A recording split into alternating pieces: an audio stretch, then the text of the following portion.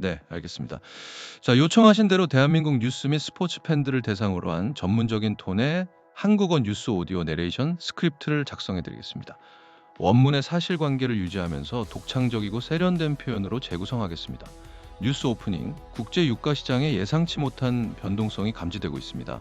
7주 만에 최저치로 급락한 브렌트유 가격은 중동 지역의 긴장 완화와 주요 원유 수송로인 호르무즈 해협의 재개방 가능성에 대한 기대감을 반영하고 있습니다. 그러나 이러한 낙관론 속에서도 미국 대통령의 단호한 경고 메시지가 상황을 복잡하게 만들고 있습니다. 본문 로이터 통신은 현지 시간 9일 국제유가 벤치마크인 서부 텍사스산 원유 WTI 선물 가격이 전 거래일 대비 3.4% 하락한 배럴당 88.20 달러로 장을 마감했다고 보도했습니다. 같은 날 브렌트유 선물 가격 역시 2.97% 내린 배럴당 91.45 달러를 기록했습니다. 이는 각각 지난 5월 29일과 4월 17일 이후 가장 낮은 수준이며, 특히 브렌트유는 올해 1월 이후 처음으로 기술적 지지선으로 여겨지는 100일 이동평균선 아래에서 마감하는 이례적인 모습을 보였습니다. 이러한 유가 하락의 배경에는 이스라엘과 이란 간의 긴장 완화 움직임이 있습니다. 미국 대통령의 중재 요청 이후 양국은 상호 공격을 중단하는 소강 상태에 접어들었습니다. 다만 이란 측은 이스라엘이 레바논 내 헤즈볼라에 대한 공격을 지속할 경우 적대 행위를 재개할 수 있다는 경고의 메시지를 전달했습니다.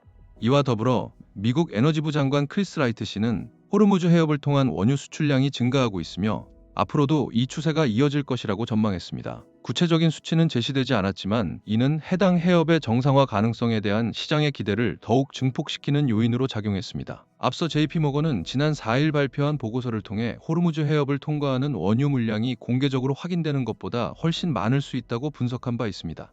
위치 추적 장치를 끈 유조선을 통해 하루 약 200만 배럴의 원유가 운송될 가능성이 있다는 추산입니다. JP모건의 분석가들은 현재 해상 봉쇄와 상업용 선박 운항의 급감에도 불구하고 상당량의 원유 및 석유 제품이 여전히 이 해협을 통과하고 있는 것으로 보인다고 덧붙였습니다.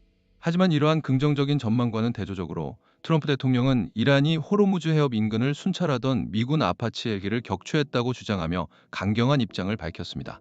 그는 조종사들의 안전은 확보되었으나 미국이 이번 공격에 대해 반드시 대응해야 할 것이라고 강조했습니다. 이러한 대통령의 발언은 장중 하락세를 보이던 유가의 일부 반등 요인으로 작용하기도 했습니다.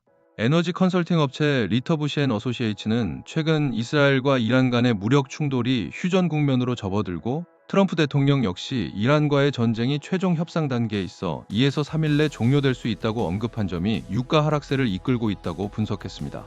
한편 세계 최대 원유 수입국인 중국의 원유 수입량 감소 역시 유가에 영향을 미치고 있습니다.